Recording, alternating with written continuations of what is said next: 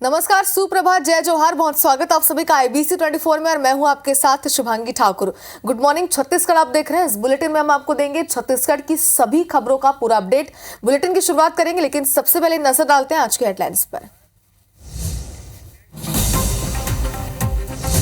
CM Sai आज रायपुर में वित्त आयोग के पदाधिकारियों के साथ करेंगे बैठक। एक पेड़ मां के नाम अभियान के तहत पौधा भी लगाएंगे। अमरपुर विधायक इंद्र कुमार ने अपने बयान से पलटा, कहा वीडियो को तोड़ मरोड़ कर दिखाया, काम न करने पर अधिकारियों को उल्टा टांगने की कही थी बात। रायपुर में ठगी का आरोपी गोल्ड रिफाइनरी संचालक गिरफ्तार, मुनाफा कमाने का झांसा देकर लिए थे 1 करोड़ 26 लाख से ज्यादा के गहने, सोने चांदी के कारोबारियों से की थी ठगी। रायपुर में नकली होलोग्राम मामले में निजी कंपनी के स्टेट हेड दिलीप पांडे को ईओडब्ल्यू ने कोर्ट में किया पेश। ईओडब्ल्यू को 15 जुलाई तक आरोपी की रिमांड मिली। कवर्धा में साधराम हत्याकांड के मास्टरमाइंड अयाज खान के घर पुलिस की दबिश, करीब 2.5 घंटे तक टीम ने की जांच। आतंकवादियों से संबंध के सबूत मिलने का पुलिस का दावा।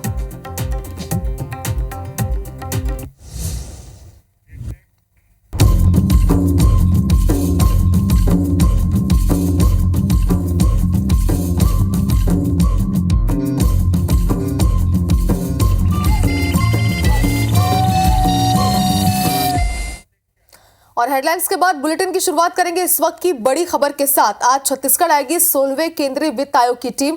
अध्यक्ष अरविंद पनगड़िया समेत 12 सदस्यीय टीम है जो कि समीक्षा करेगी। आज सुबह 10 बजे मंत्रालय में सीएम साय से मुलाकात करेंगे। सीएम साय के साथ वित्त आयोग के पदाधिकारियों की बैठक होगी। राज्य की वित्तीय आवश्यकताओं समेत कई मुद्दों को लेकर चर्चा होगी। मंत्रिमंडल समेत कई वरिष्ठ अधिकारी बैठक में शामिल होंगे।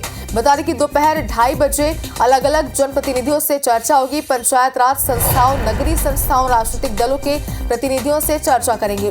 12 से 13 जुलाई को नया रायपुर और बस्तर का दौरा करेगी आयोग की टीम।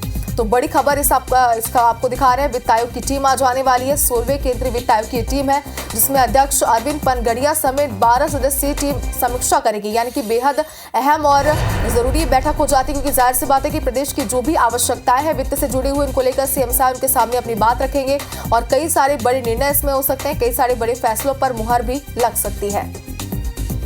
तो दोपहर 2:30 बजे अलग अलग जनप्रतिनिधियों से चर्चा होगी। पंचायत राज संस्थाओं, नगरीय संस्थाओं, राजनीतिक दलों के प्रतिनिधियों से चर्चा होगी। 12 से 13 जुलाई को नया रायपुर और बस्तर का ये आयोग की टीम दौरा करेगी।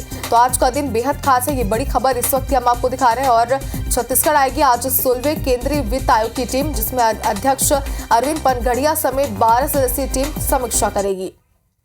तो सुबह 10 बजे ठीक वो समय है जब मंत्रालय में सीएम साय से टीम मुलाकात करेगी और इसके बाद सीएम के साय के साथ वित्त आयोग के पदाधिकारियों की बैठक ठीक 10:30 बजे शुरू हो जाएगी।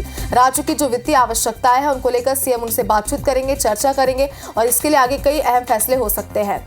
और ज्यादा जानकारी के लिए हमारे संवाददाता स्टार जन इस वक्त हमारे साथ लाइव जुट गए। स्टार, वित्त आयोग की टीम जो है वो छत्तीसगढ़ आने वाली है। कई सारे महत्वपूर्ण फैसले भी इस दौरान हो सकते हैं। क्या कुछ खास बैठक में रहने वाला है?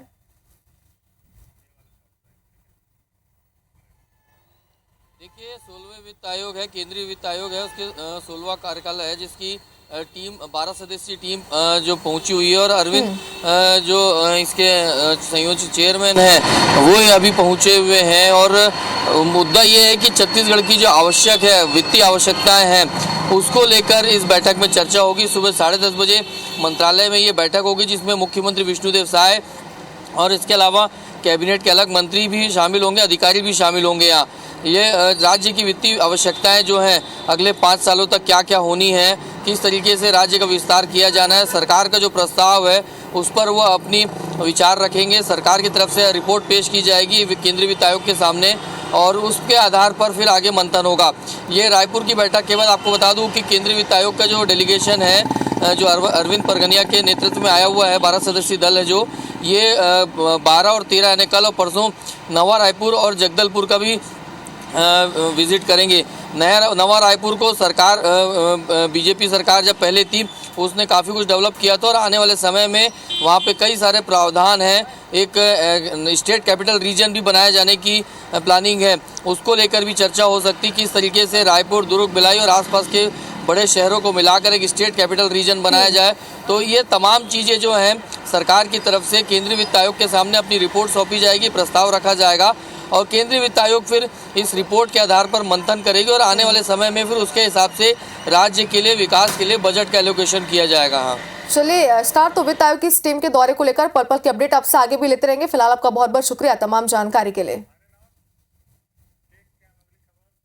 चलिए आगे बढ़ते हैं और जनता से जुड़ी एक बेहद ही अहम खबर अब आप तक पहुंचा देते हैं। सीएम हाउस में आज जनदर्शन आयोजित नहीं होगा। हर सप्ताह गुरुवार को जनदर्शन होता है, जो कि इस बार स्थगित कर दिया गया है। अपरिहार्य कारणों से सीएम जनदर्शन नहीं होगा। हर गुरुवार को जनदर्शन आयोजित होता है। जनदर्शन में प्रदेश भर से लोग यहाँ पर आते हैं और खुद सीएम के समक्ष वो अपनी जो शिकायतें हैं, जो उनकी मांगे हैं, जिस चीज से उन्हें समस्या और इन तमाम बातों को उनके सामने रखते हैं, जिसके बाद उसका निराकरण किया जाता है। हर तरीके से उसका हल यहाँ पर निकाला जाता है। लेकिन आपको बता दें कि इसके पहले भी सीएम का शेड्यूल हम आपको बता रहे थे और उसके आधार पर ही ये बताया जा रहा है कि जनदर्शन आज नहीं होगा। और कई सारे ऐसे कारण हैं, कई सारे सीएम के ऐसे शेड्यूल है जिसको लेकर के इसे स्थगित किया गया है।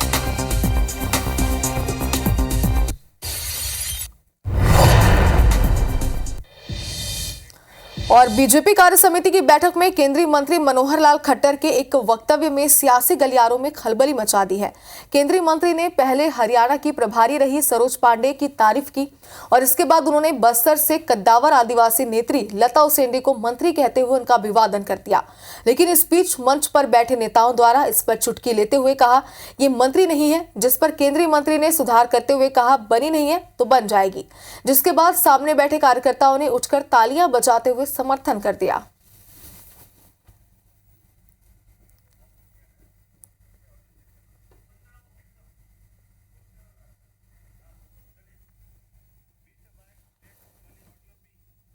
बहन लता उसेंडी जी, कोंडे गांव से जो संबंध 2003 का, लता उसेंडी जी भी उस समय विधायक बनी थी शायद पहली बार, है ना। अभी मंत्री हैं, राष्ट्रीय उपाध्यक्ष हैं, मंत्री पहले रही है, चलिए उत्साह आया लोगों में, शायद मंत्री बनाने की बात से ज्यादा उत्साह आ रहा होगा।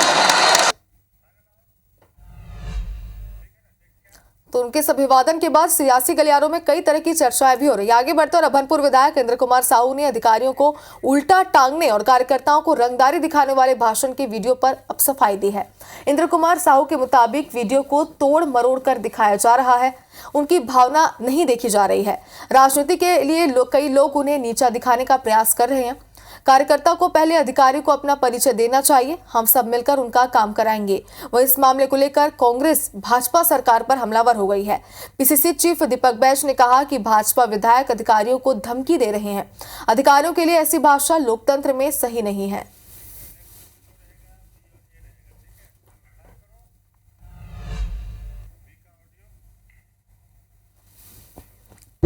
कोई भी कार्य नहीं और अधिकारी में जब भी जाऊँ तो भाजपा वाला मैंने अपन परिचय बताए मंत्री को कि हम भारतीय जनता पार्टी कार्यकर्ता साफ करना है, जिन्हें बता दिए तू वाला भी बोले लगे। हमें अभी तक संकोच में नहीं बतावा, अधिकारी मन नहीं होगा कहते था नमन सीधा वापस आया जाता। यदि जरूरत पड़े तो लोग उल्टा लटका काम कर हमारा दमदारी साफ करे लगे, तभी हमारे मन के काम तत्परता से हुई। जो वीडियो वायरल हो रहा है उसमें कुछ लोग उसको तोड़ मटोड़ कर प्रसारित किया जा रहा है, जबकि मेरे कहने का मकसद ये था कि हमारे भारतीय जनता पार्टी की सरकार आया है तो हमारे कार्यकर्ता भी किसी भी अधिकारी कर्मचारी के पास जाओ तो अपना परिचय बताना चाहिए और उसके बाद हम सब कार्यकर्ता मिलकर काम कराएंगे, ये मेरा वक्तव्य था।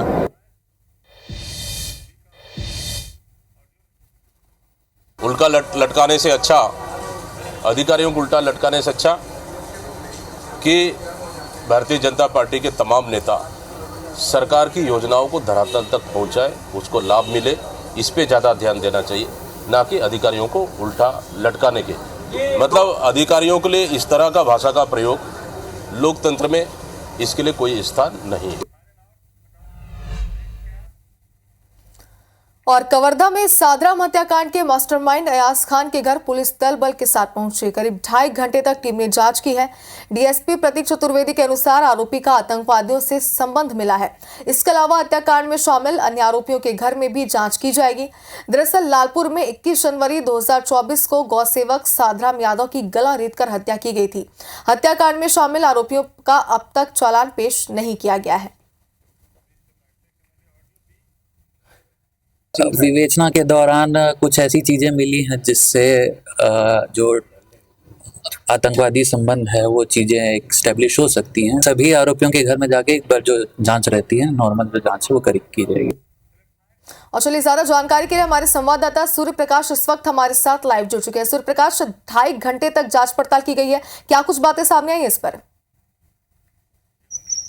बिल्कुल, यह कोई छोटी मामला नहीं है। जिस तरीके से कल पुलिस ने दल बल के साथ दबिश दिया, हालांकि लोग जो है पुलिस भी पूरे जांच को जो है सामान्य बता रहे थे, लेकिन विश्वस्त सूत्रों द्वारा और जो पार्टी के लोग हैं, इसके अलावा पुलिस के जो आला अधिकारी हैं, उनसे हमारी बात हुई। उनका कहना है कि डिप्टी सीएम विजय शर्मा इस पूरे सादराम हत्याकांड मामले को लेकर के और जिस तरीके से पुलिस लेट लतीफी कर रही है उसको लेकर के काफी नाराज नजर आए थे। यही कारण था कि जो राजनांदगांव रेंज के पुलिस के जो आला अफसर हैं, उनकी बैठक लेकर उन्होंने तत्काल इस पूरे मामले पर त्वरित रूप से विवेचना कर जो आरोपी हैं उनका चालान पेश करने के जो है सख्त निर्देश दिए थे। जिसके बाद पुलिस जो है दल बल के साथ कल रात करीब 10 बजे तक के जो 5 आरोपी है सादराम हत्याकांड के, उनके घर में दबिश दिया।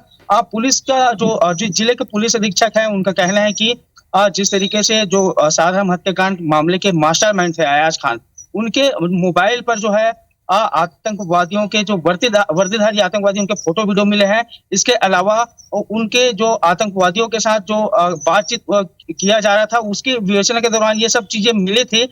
तो उसी मोबाइल को जो है जब्त करने के लिए पुलिस जो गई हुई थी। और कल भी पुलिस ने एक मोबाइल जब्त किया है जिसमें तमाम जो रिकॉर्ड जो है अब पुलिस को मिले हैं। और पुलिस का कहना है कि पुलिस और भी इस पूरे मोबाइल के अलावा जो उनके गूगल ड्राइव है उसको खंगालेगी तो और भी तथ्य सामने आने की बात कही है। हालांकि मैं बता दूं कि घटना जो है 21 जनवरी 2024 की है, लेकिन पुलिस जो है 6 महीने तक के अभी तक के आरोपियों के चालान पेश नहीं करी है, जिसके चलते जो है डिप्टी सीएम विजय शर्मा नाराज व्यक्त किए थे पुलिस के पास। हालांकि अब जो है पुलिस ने यह दावा किया है कि 17 तारीख को जो है ड्यू डेट है और 18 तारीख तक की पुलिस जो है चालान पेश नहीं करेगी, तो मामला जो है कहीं न कहीं कमजोर पड़ती दिखाई दे रही है। यानी कि 17 तारीख तक पुलिस जो है चालान पेश करने की तैयारी कर रही है। चलिए सूर्य प्रकाश, जैसा कि आपने कहा कि पुलिस कई बड़े दावे इस पूरे मामले पर कर रही है, आगे क्या खुलासे होते हैं इसे लेकर अपडेट लेंगे। फिलहाल बहुत बहुत शुक्रिया आपका तमाम जानकारी के लिए। चलिए आगे बढ़ते और अब खबर गरियाबंद से है, जहां कम दहेज मिलने और वरमाला में सोने की चैन नहीं मिलने से नाराज दूल्हा शादी के बगैर ही बारात लेकर वापस लौट गया। घटना के बाद दुल्हन और उसके मां का रो रो कर बुरा हाल है। इस बीच दुल्हन के परिजनों ने मामले की शिकायत पुलिस में की है।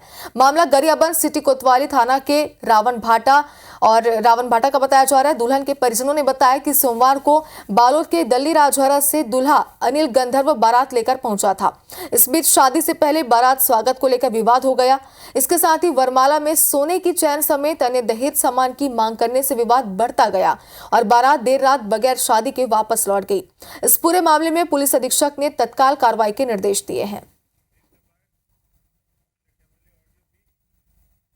वरमाला डाले के समय ना लड़का जो दूल्हा है अनिल टांडिया, पिता गंगाधर टांडिया, तो बोली से कि 10 रुपया के हार लगे पहना था, तुम्हारा औकात कहाँ है और भिखारी खानदान से हो। मोटरसाइकिल मांग और सोना का जो हार, यही बोलता था, हर हमेशा वही बोलता। अच्छा। हाँ, तो थाना में रिपोर्ट दर्ज करके आया है, ऐसे करके बताया सर। कल मेरी मतलब शादी थी और दहेज का सामान देखे अंदर में कम था, इसीलिए मतलब बारात वापस कर दिए और मेरे को 4 लोगों के सामने बेइज्जत करके बारात को वापस ले गए। पूरे समाज वालों के सामने, जितने लोग आए थे ना सबके सामने, और उनके ऊपर हाथ भी उठाए थे, औकात नहीं शादी करने का, भिखारी हो, ये सब बोल के। इधर इधर कोरबा की बात करते हैं, जहां कत्ल की एक सनसनीखेज वारदात से हड़कंप मचा हुआ है। किसी ने एक युवक की बेरहमी से हत्या कर उसकी लाश के टुकड़े टुकड़े कर दिए और इसके बाद लाश के टुकड़ों को अलग अलग जगह फेंक दिया। लाश का सिर डैम के अंदर बोरे में मिला तो पैर स्कूल बैग के अंदर थे। कटघोरा एसपी नेहा वर्मा ने बताया है कि लाश के पास से एक पासपोर्ट मिला है जिसमें वसीम लिखा हुआ है। फिलहाल युवक की शिनाख्त नहीं हुई है। पुलिस लाश की बाकी टुकड़ों की तलाश कर रही है। पुलिस के अनुसार हत्याकांड का खुलासा न होने से इसके लिए आरोपी ने शव के टुकड़े कर फेंके थे। इस संदेह कत्ल की गुत्थी को सुलझाने के लिए फॉरेंसिक एक्सपर्ट और डॉग स्क्वाड की मदद ली जा रही है।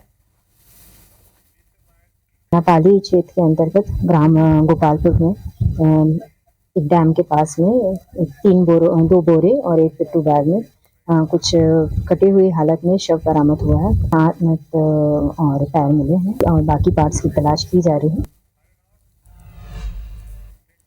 और चलिए इसी बीच अंबिकापुर से आपको बड़ी खबर दिखाते हैं, जहां युवक ने शादी का झांसा देकर नाबालिग से दुष्कर्म किया है। पीड़िता की शिकायत पर पुलिस ने मामला दर्ज किया। आरोपी को बलरामपुर जिले के राजपुर से गिरफ्तार किया गया है। सीतापुर थाना पुलिस ने ये पूरी कार्रवाई की है, तो गिरफ्तारी यहां पर आरोपी की हो चुकी है। शादी का झांसा देकर नाबालिग से दुष्कर्म करने का ये पूरा मामला है। पीड़िता ने इस पूरे मामले की शिकायत पुलिस में की, जिसके बाद पुलिस ने जांच पड़ताल की और जांच पड़ताल में आरोपी को बलरामपुर जिले के राजपुर से गिरफ्तार किया गया है।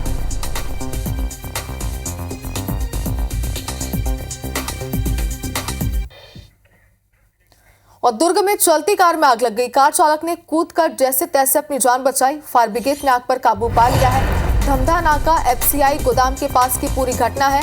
आग लगने का कारण अज्ञात है। मोहन नगर थाना क्षेत्र का ये पूरा मामला बताया जा रहा है। तो फायर ब्रिगेड ने आग पर काबू पा लिया है। राहत की बात रही कि जल्द से जल्द आग पर काबू पा लिया गया और कार चालक ने भी कूदकर अपनी जान बचा ली है, यानी कि किसी प्रकार की जनहानि इस पूरे मामले पर नहीं हुई है। तो कितनी भीषण आग लगी थी इसका वीडियो भी सामने, और ये आपको बता दें कि ये पहला मामला नहीं है। इसके पहले भी कई ऐसे जिले हैं जहां से इस तरीके की खबरें सामने आ चुकी है। चलती कार में आग लगी है यहाँ पर भी, और तस्वीर आपकी टीवी स्क्रीन पर है। हालांकि जो आसपास के लोगों थे उन्होंने तुरंत ही फायर ब्रिगेड को इसकी सूचना दी, जिसके बाद टीम मौके पर पहुंची और कई घंटों की मशक्कत के बाद आग पर काबू पा लिया है। बताया जा रहा है कि जो कार चालक था उसने कूदकर अपनी जान बचाई।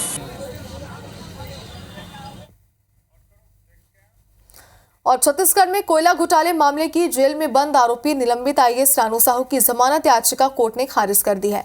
जमानत याचिका पर मंगलवार को एसीबी ईओडब्ल्यू की विशेष कोर्ट में दोनों पक्षों की सुनवाई के बाद बुधवार तक फैसला सुरक्षित रखा था। बुधवार को विशेष न्यायाधीश ने जमानत याचिका को निरस्त कर दिया।